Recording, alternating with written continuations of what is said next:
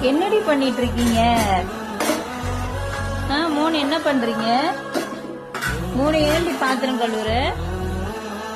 மூணு எதுக்கு பாத்திரம் கழுவுனீங்க?